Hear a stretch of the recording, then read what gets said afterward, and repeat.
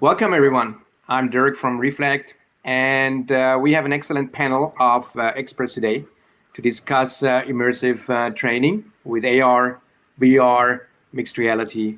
And before we start the discussion, please let's meet the experts. We have on the panel Andy Warren, Senior Manager Engineering Services Support from Bridgestone, Brandon Kelley, Supply Chain Engineer, Solvay, Tina Kurtz, Director from the Walmart Academy Operations, and Wes Tomer, Augmented Reality Training Specialist from AtlasCopco. And we want to talk about how our panelists started their projects, how they promoted it internally, but also giving insights into how these organizations select their partners. So these are kind of the topics we want to cover in that session. And before we actually kick it off, I would like to ask our amazing panelists to give a quick introduction. And we'll start with Andy. Hello, everyone. My name is Andy Warren, and once again, I'm from Bridgestone Corporation. We started using XR when we first heard about the HTC Vive and the HoloLens coming out in 2016. It began as a kind of a pet project, looked like something really cool to get into. A couple guys that worked for me and myself, and it just organically grew from that. And so we feel that it's an important technology to help our company succeed. And we've been doing this for 4 years now, and we're making progress, but there's still a long ways to go. And, that's one of the fun things that we get to do now that we have this pandemic. So hopefully it'll help us in the long run. Thanks, Andy. Brandon, would you go next? Sure. Once again, I'm Brandon Kelley. I am the supply chain engineer for Solvay's peroxides division in North America. One of the main parts of my role is actually going out and training our customers' operators how to handle our product, which is a hazardous good. Unfortunately, in certain situations, it can actually exceed the power of TNT. So we take safety very, very seriously.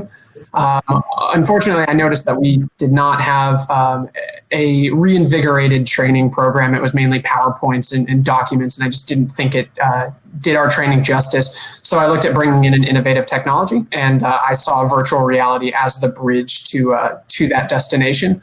And I actually led Solvay's first virtual reality training project, which in a company of 30,000 people is a bit of a task. There was a lot of red tape I had to deal with, but it went very successfully, and now we're looking at expanding it globally. So a very great story there. Well, thanks a lot, Brandon. And we have Tina next. Hi, thank you, everyone. My name is Tina Kurzen. I'm an operations support director at Walmart.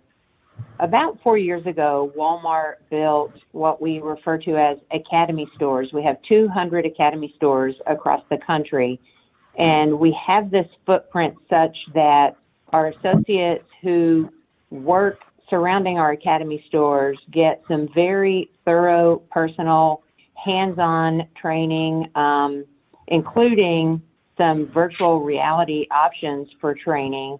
I give a lot of credit to our leadership and to our content team who have been wonderfully instrumental in helping us develop extremely positively impacting curriculum and content in such a way that associates are coming away empowered and confident in their roles. They know what success looks like, and they're able to go and execute it after they have been through their training in their academy. Thanks a lot, Tina. And then last but not least, Wes. I am Wes Tomer. I've been Augmented Reality Training Specialist for AtlasCopco Vacuum Technique Service for a little over 2 years. We sell vacuum pumps all over the globe. They're used in steel degassing systems, mass spectrometers, scientific research, and we need to service these. So we have teams of field service technicians that travel to the customer, and they have to learn a lot of different products. So in order to help with training and to supplement traditional classroom training, we're rolling out augmented reality training using the Microsoft HoloLens, and we found it to be very effective. Perfect. Well, thanks a lot. I'm really happy to have you guys on the panel. That's a great mixture. We have AR, we have VR, we have different industries, so that will be a lot of fun to discuss the different topics. I would like to kick it off with a well, let me say it's an opener about learning more about how you got started with it, what you did for it, to really make that successful. So how to kick it off? How did you kick off the first AR VR project? And Brandon, I think it would be great if you could give the first insights here to your project, and then we take it from there. Sure. So approaching my first project was a bit of a challenge. There was no benchmarking I had available to me. And the only reason I really saw virtual reality as that first step is I have a bit of a digital background. I've always been invested in tech and just liked the potential I saw. So when I first came to this project and presented it to upper level management, I was immediately knocked down, which was a little disheartening. Basically, they said, we don't see the value in video games. Why are we bringing video games to our operators? And I realized right then and there it was going to be an uphill battle. So for me, the importance really lay in showing the value before steaming head on.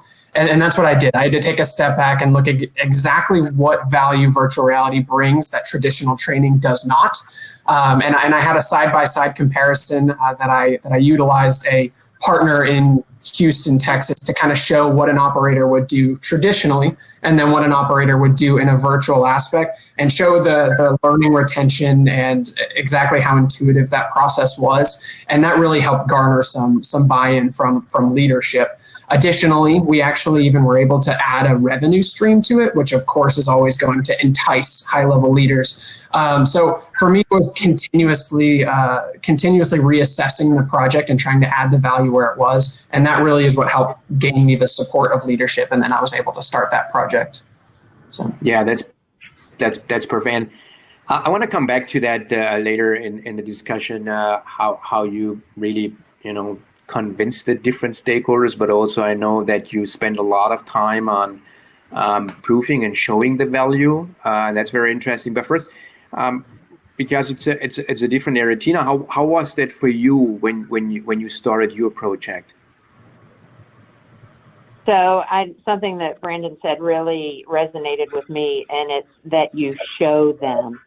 And so one of the things that we did was have some of our leaders participate in an exercise where we had them put on the virtual reality goggles, and there was a 2x4 on the floor, on the carpet.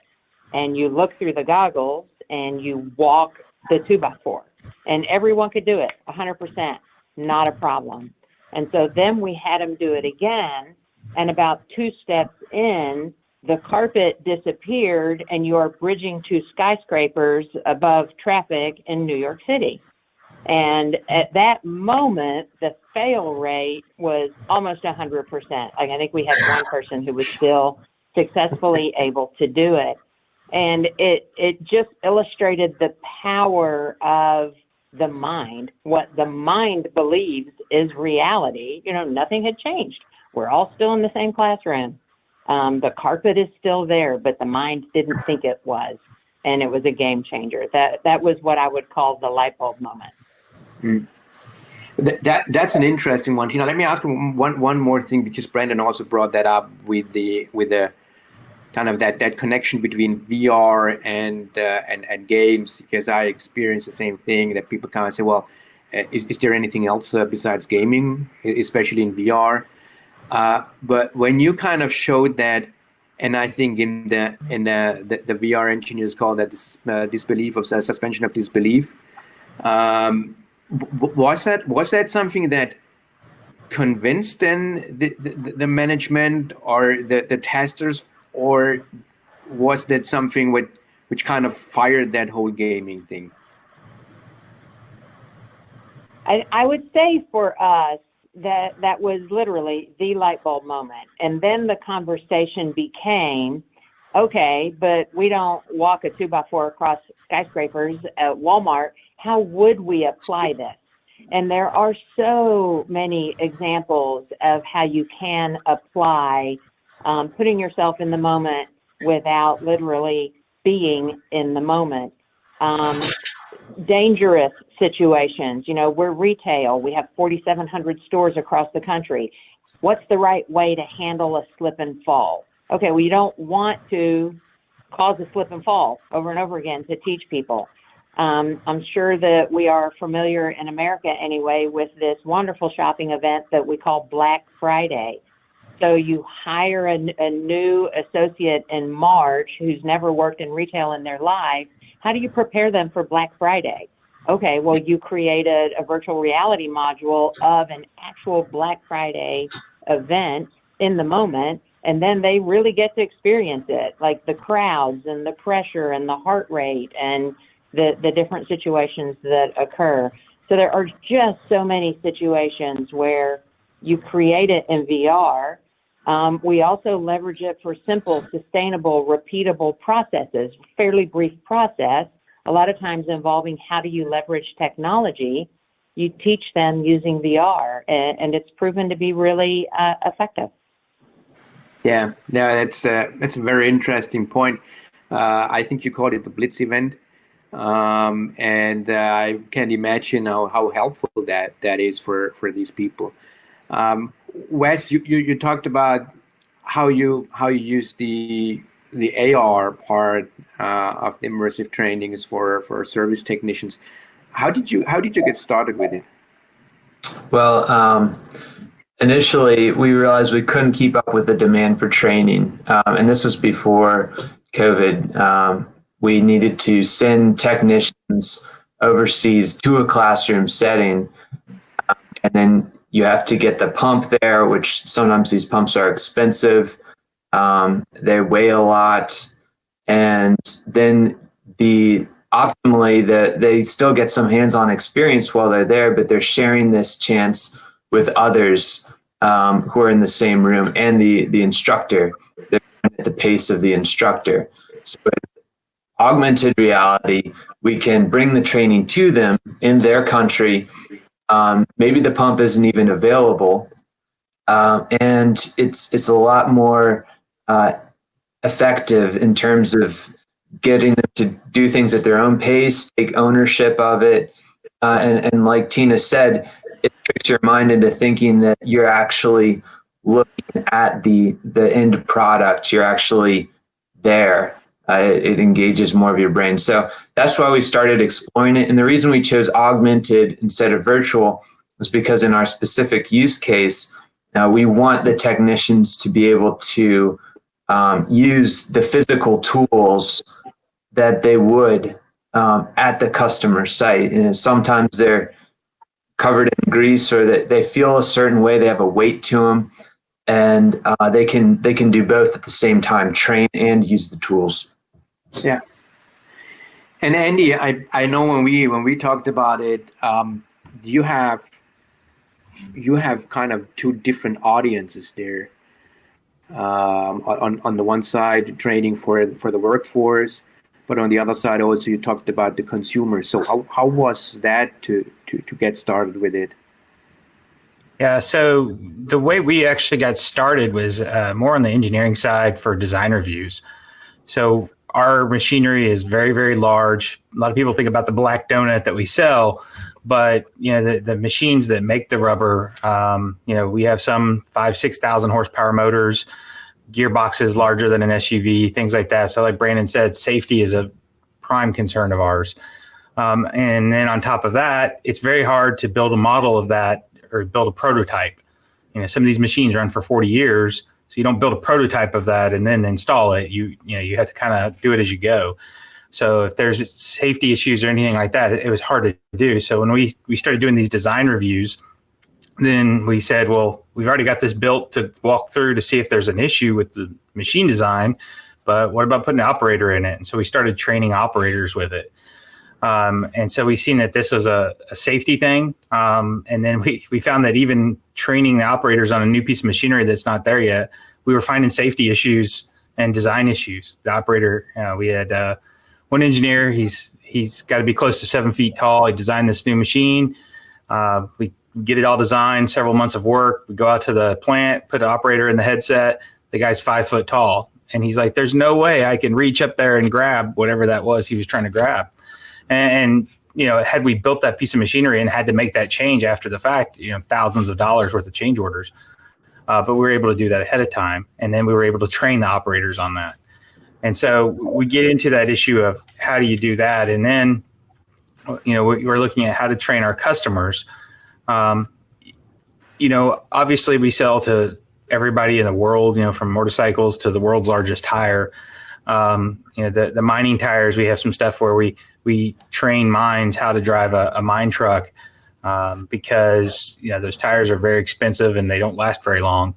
So the depending on how the driver drives that truck, we can actually get extended life out of these very expensive tires. So we're training the end customer on things that are better for that tire as well. So we're kind of going through the entire food chain of design for VR, XR, and then training, and then we're also doing remote assistance. Obviously, COVID has pushed that really hard, where we need to get an SME on site. And we can put a HoloLens on them, or even a tablet or something, and have that person remote in. And so we're doing all three of those across the board with our group. Well, you mentioned COVID, and we don't want to spend too much time with that, because it's probably in every session a topic. But a real quick one on what's your impression with COVID? I mean, we see a lot of increase in the user base, and especially in the remote area, of course, because there you kind of can get started with a simple training without buying headsets and just getting started from today to tomorrow. What was the impact of COVID in your projects? I mean, some of them were already running, of course, and in a later stage. But did you see any effects, any kind of, whether it is pushback or really a kind of a booster there? Yeah. We've seen a lot of people really gain a lot of interest in it. Now, sometimes people think it's an easy button. Hey, we need this guy to come from Italy that doesn't speak Spanish, doesn't speak really good English, to go to a plant in Mexico and fix this problem they're having in Mexico. While the remote assist is great, it's not magic. It's still not equal to somebody being there, touching something, feeling vibrations and things like that. And so we had to kind of temper some stuff, and that was always a battle, is getting people to understand that it's not a magic button. And the other side of it is we've been getting a lot of peppering from all sides, from sales guys. Oh, we can do this. You should see this amazing product that we could sell you. And they find some random engineer and talk to them, and we're like, well, we already have that with this over here. Why don't you use what we already have that we've been trying to get you to use for 2 years? I heard something at EWTS, I believe is where I heard it a couple years ago, is you have a lot of fans and not a lot of supporters. And a fan is somebody that comes and cheers for the team, and a supporter is the guy that drives the bus every Friday to the game.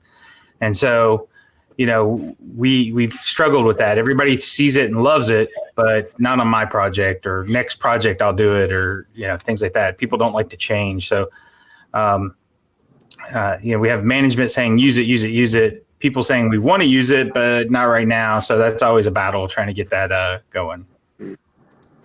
Yeah. I'll tag on if you don't.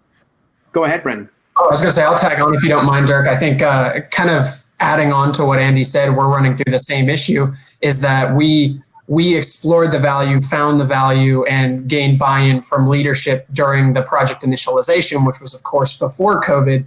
And now we've tried to ramp up and really scale this even on a global side. But COVID has, of course, affected companies' budget plannings. And unfortunately, now we're in this secondary battle of where does virtual reality fit in the confusion of what's happening to our company's budget post-COVID, or I guess intra-COVID, if you will. So now we're almost having to reprove that it is a technology that is not only warranted, but would actually help us in a situation like this. So I see myself almost having to rehash old conversations and show that this is something worth still expanding upon in COVID. So it's been interesting, and the buy-in is still there. But like Andy was mentioning, it's a lot of, wow, that's cool, but maybe not on my project. So, Yeah. so it's definitely battling that mindset now.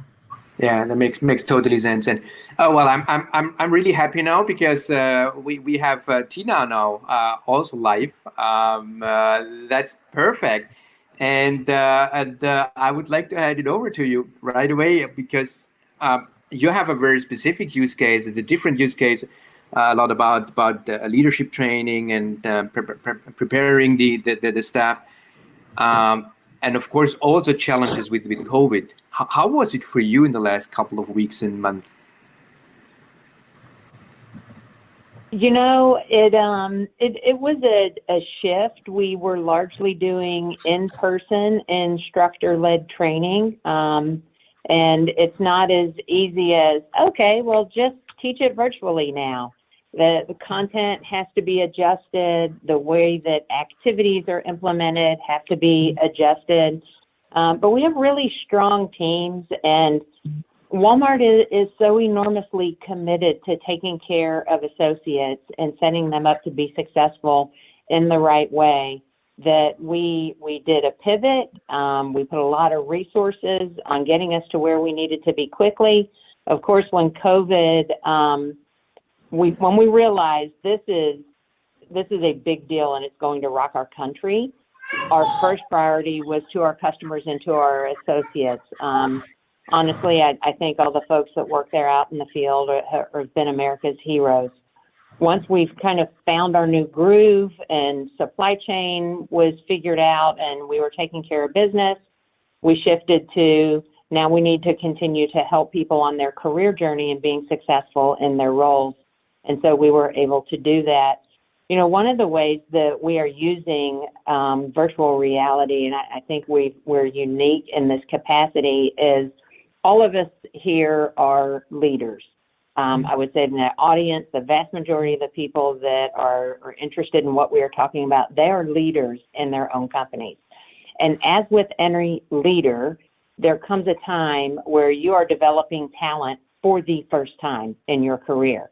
You need to give feedback to your associates in order to help them be the best version of themselves. And unfortunately, at some point in time, probably all of us have been put in a position where we need to terminate someone's employment for the first time. I don't know about y'all, but the first time I did that, I'm sure I was not particularly good at delivering this message. I was a nervous wreck. And we have set up VR in such a way that we have created these scenarios, and you put on the goggles, you're in a 360-degree room, there's cameras at every direction, and an avatar appears across the table from you.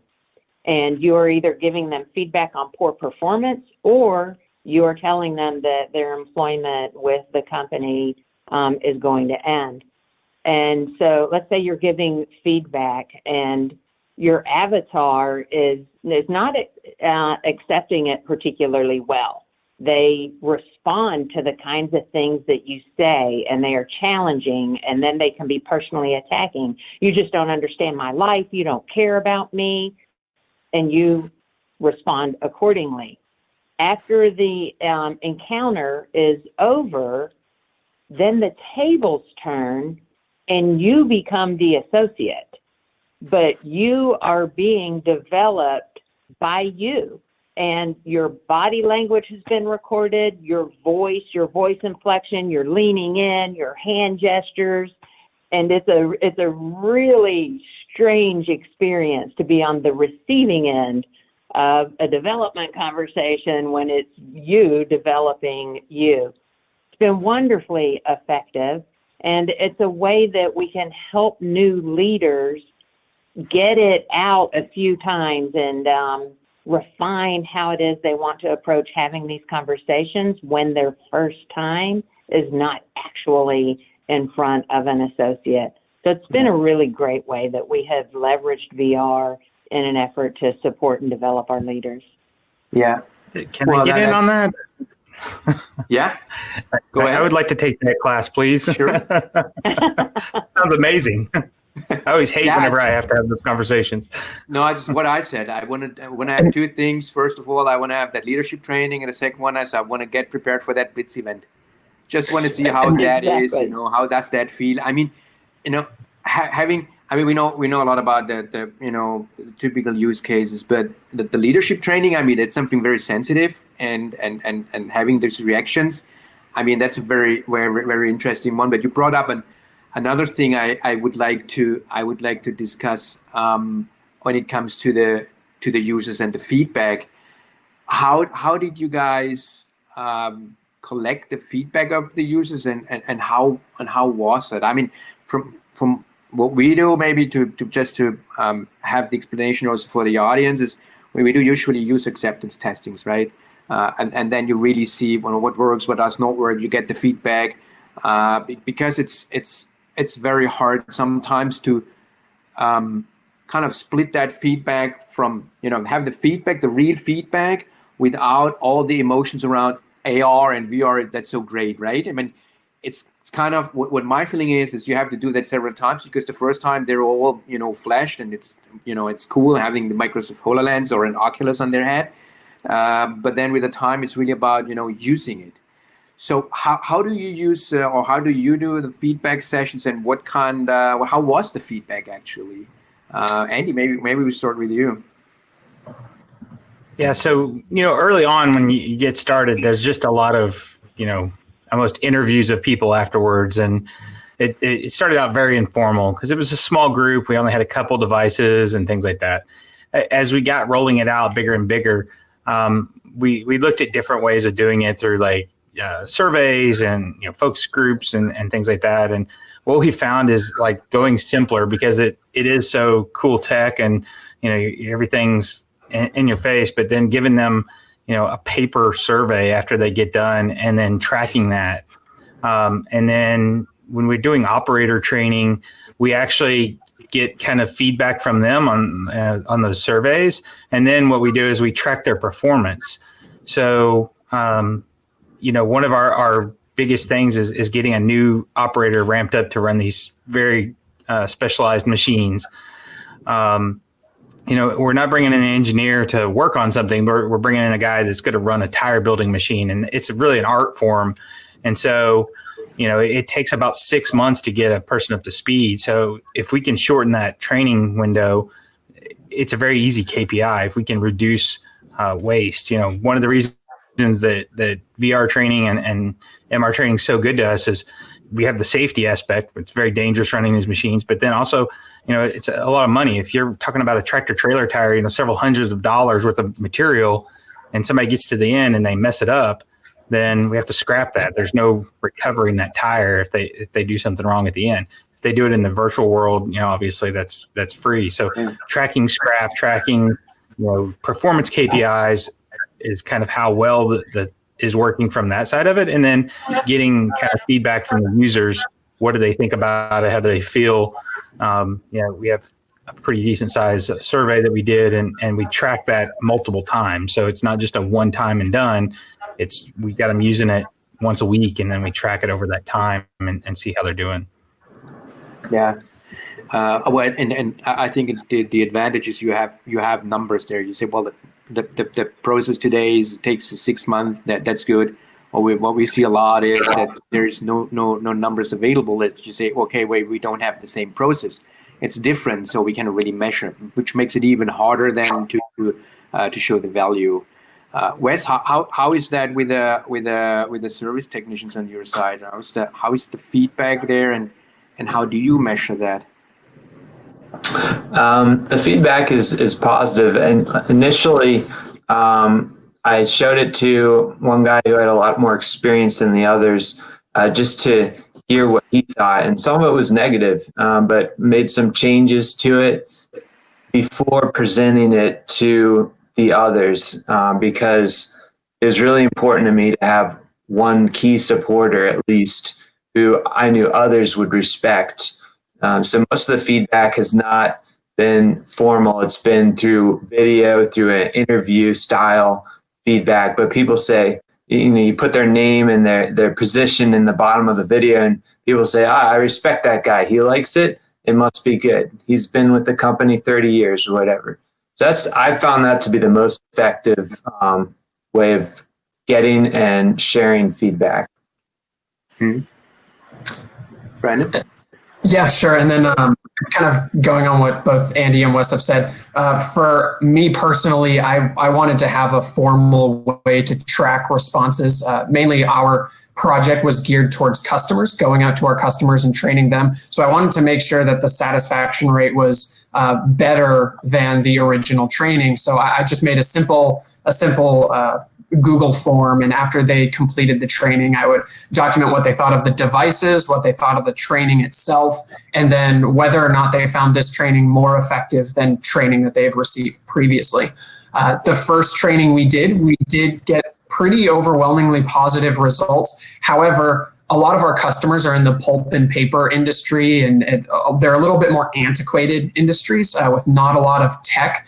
So there was definitely some overwhelming feedback that it was a little bit of a blitz of this high technology that they weren't ready for. So we actually took a step back. We developed a full kind of intuitive tutorial to really walk people through. I mean, we had it to where they would pick up shapes and match the shapes in little holes so they could really get to understand the controls. And then we would also show them a video of someone completing parts of the training so that it was already in their head.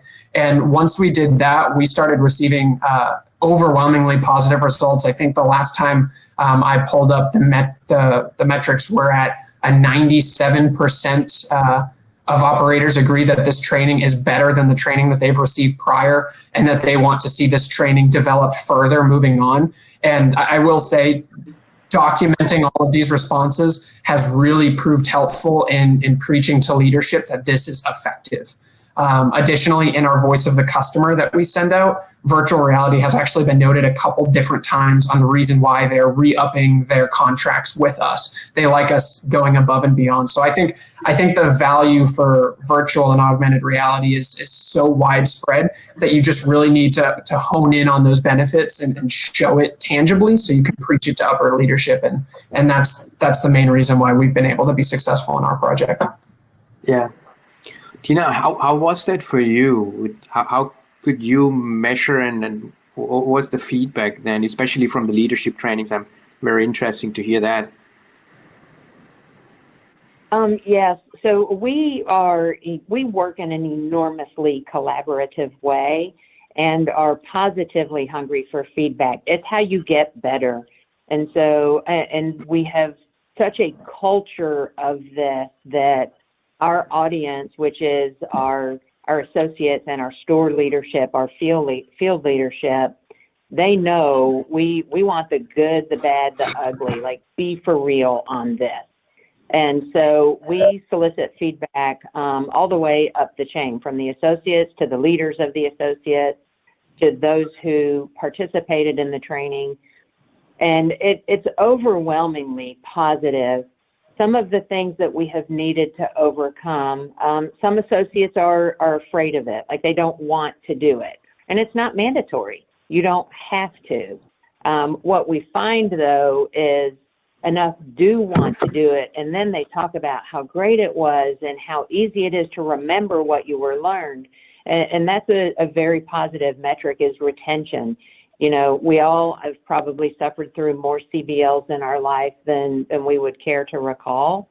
And CBLs don't lead to retention. You don't really learn anything to the degree that if you do it in a VR way that you learn. It's also a very quick way to learn something. So I was talking about simple, sustainable, repeatable processes.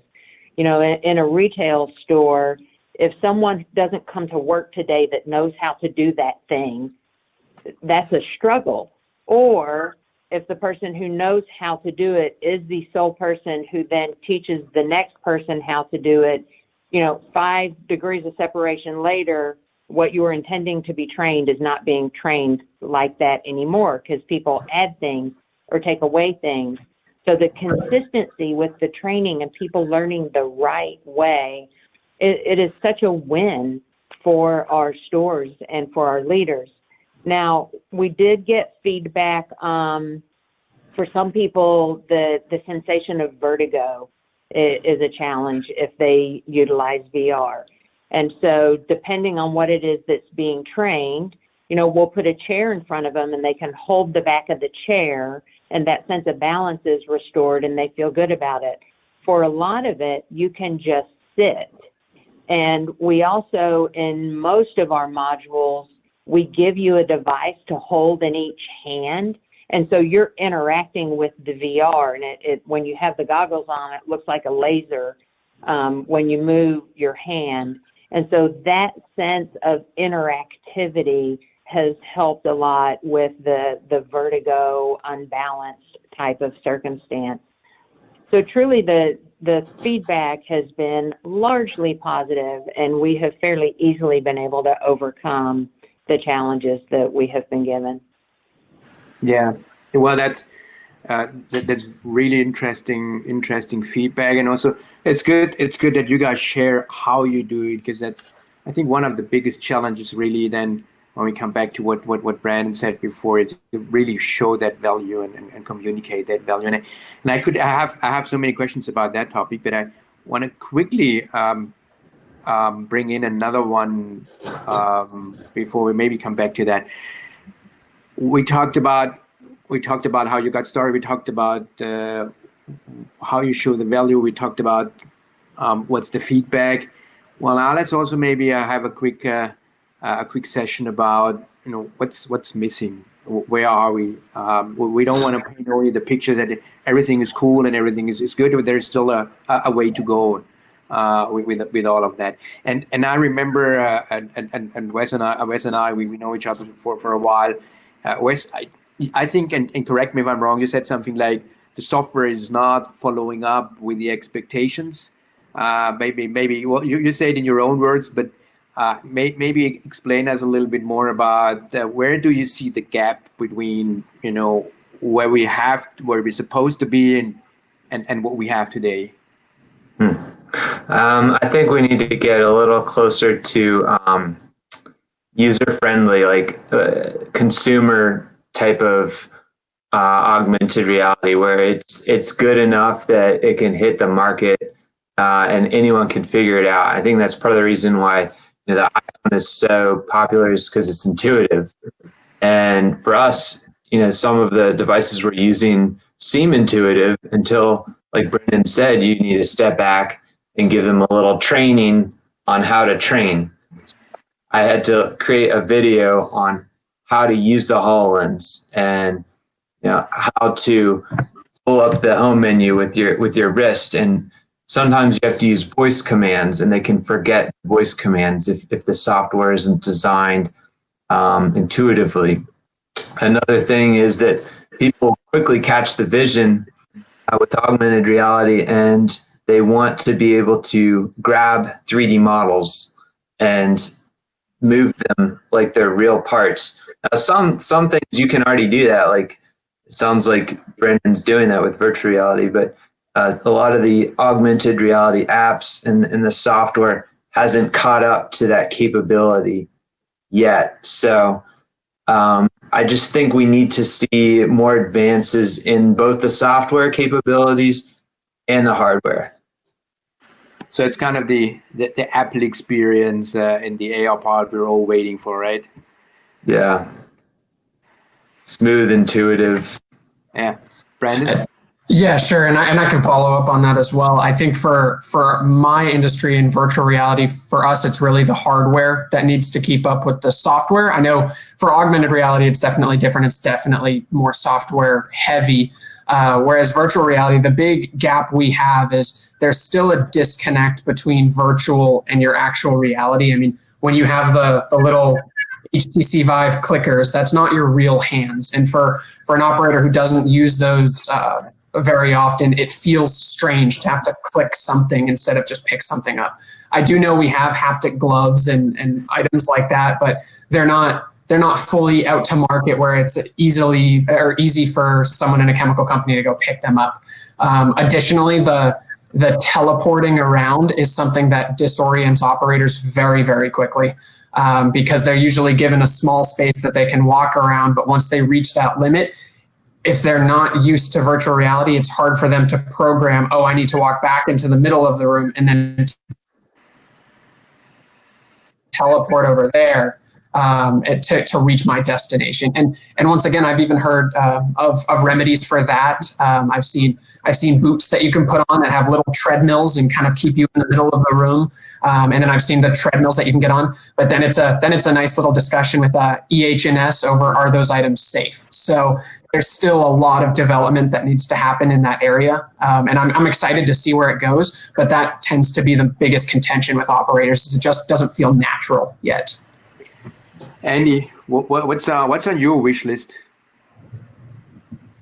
Yeah, I'm in the kind of the same boat as Brendan from the point of hardware. Our machines are very large and very complex. Like Wes was saying, engineers want to be able to go in there and like build it with their hands and pull things apart and put things together.